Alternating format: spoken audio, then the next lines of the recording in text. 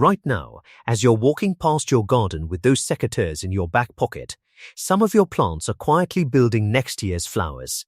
Not next month's, next year's.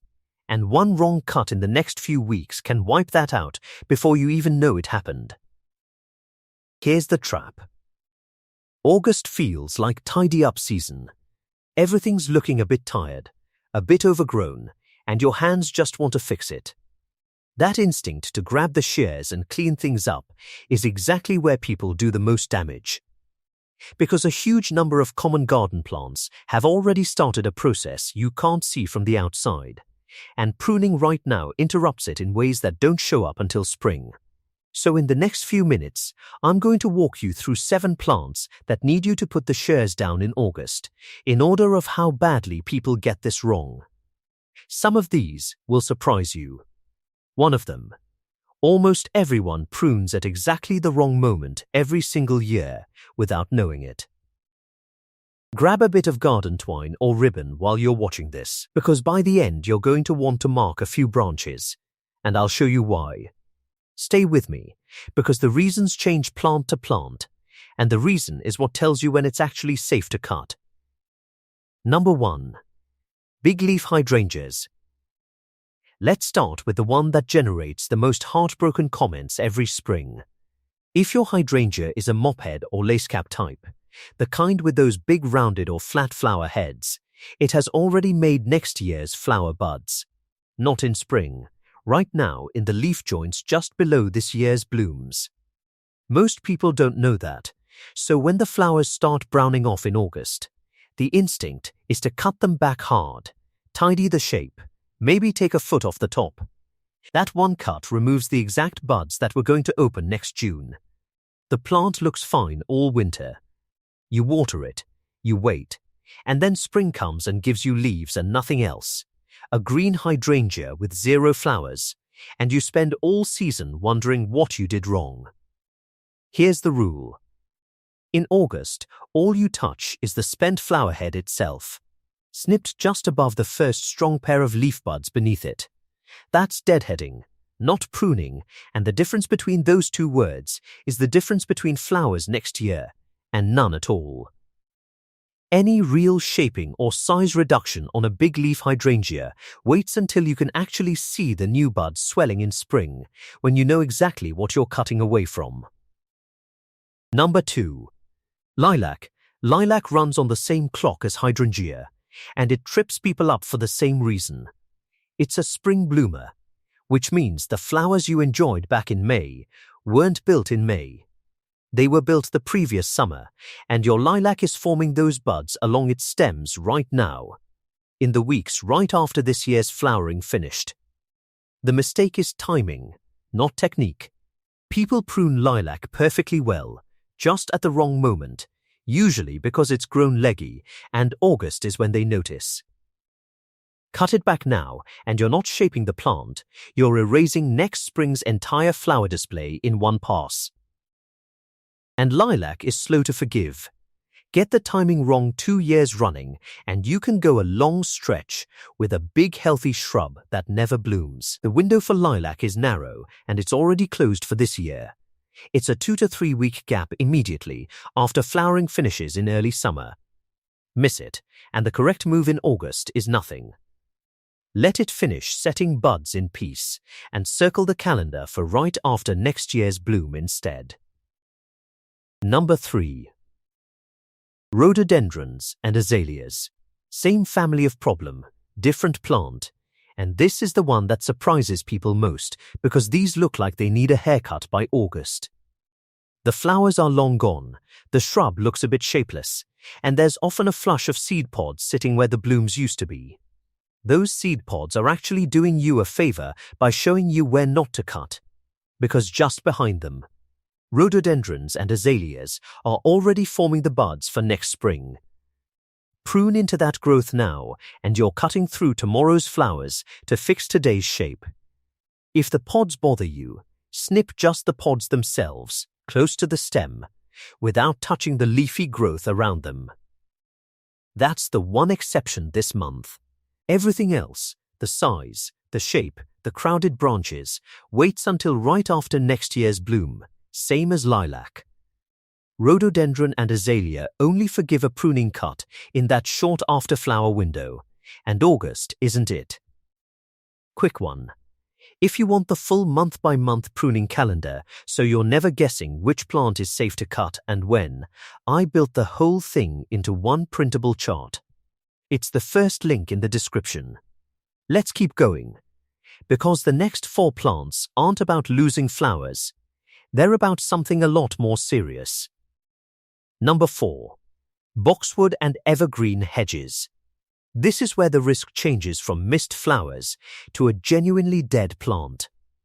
Boxwood, privet, yew, arborvitae, any dense evergreen hedge, all share the same vulnerability in August. They're still warm enough and still have enough daylight to respond to a hard trim by pushing a flush of soft new growth.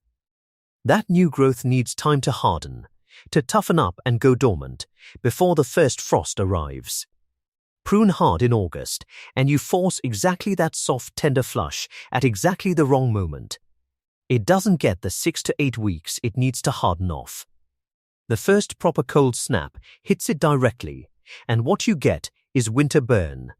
Patches of brown, crisped foliage scattered across the hedge that don't fill back in until well into next summer, if they fill in at all.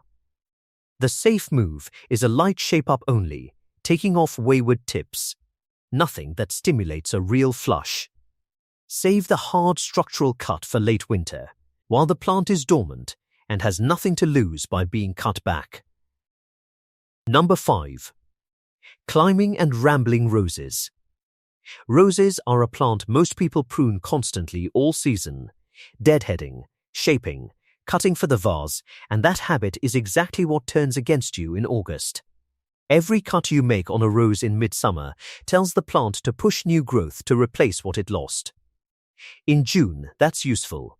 In August, that's a liability, for the same reason as the hedge. Soft, new cane growth doesn't have time to harden before frost, and it's usually the first thing to die back, sometimes taking healthy older wood with it. There's a second reason this one matters, and it's the one nobody talks about. Once you stop deadheading in late summer, the spent flowers are allowed to form hips. Those small red or orange seed pods. Forming hips is the plant's own signal to start slowing down and hardening off for winter. Keep deadheading through August, and you're not just risking frost damage on new growth, you're actively delaying the plant's own shutdown process. So the rule flips completely from what you've been doing all summer. Stop deadheading. Stop shaping. Let the spent blooms sit and form hips. The only cut that's still fair game is removing anything visibly dead, damaged, or diseased, and even then, cut it back to healthy wood and stop there. Number 6. Oak trees. This one isn't about frost or next year's flowers. It's about disease. And it's the one on this list that can genuinely kill a mature tree, not just set it back a season. Oak wilt is a fungal disease spread by sap-feeding beetles, and those beetles are drawn straight to the smell of a fresh pruning wound.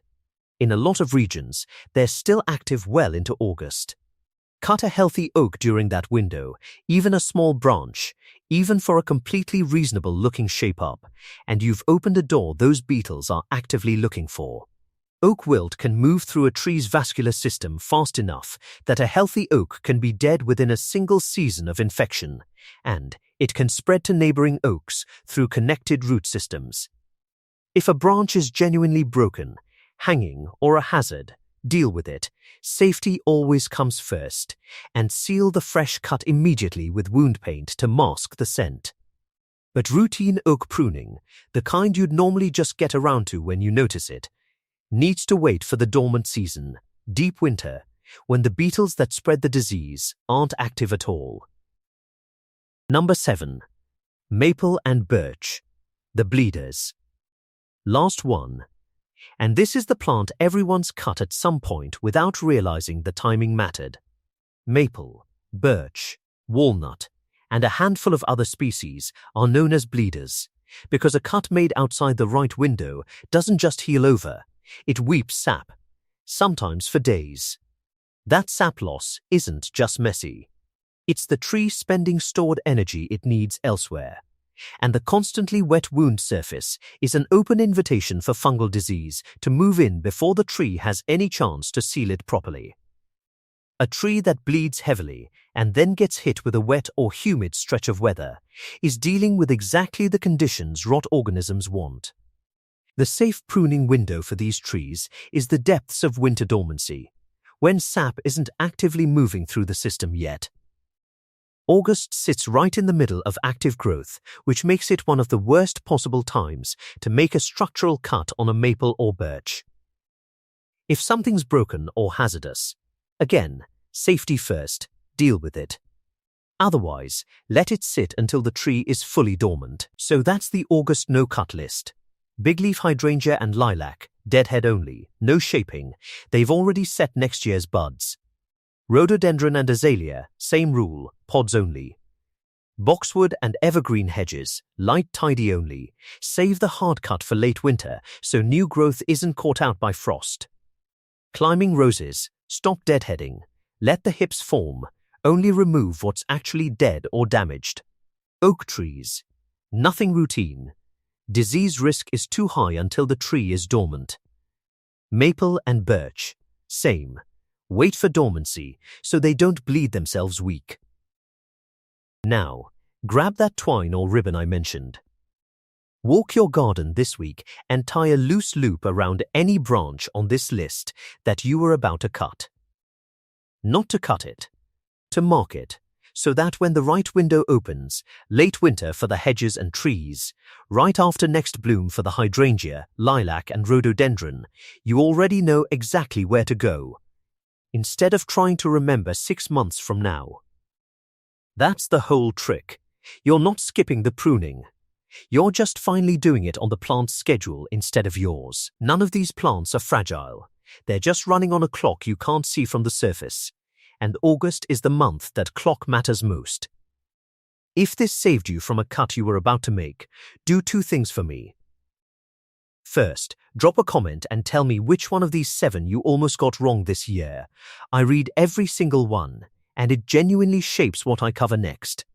Second, hit subscribe and tap the bell, because the plant on this list that trips people up hardest changes every single month, and I don't want you finding out the hard way.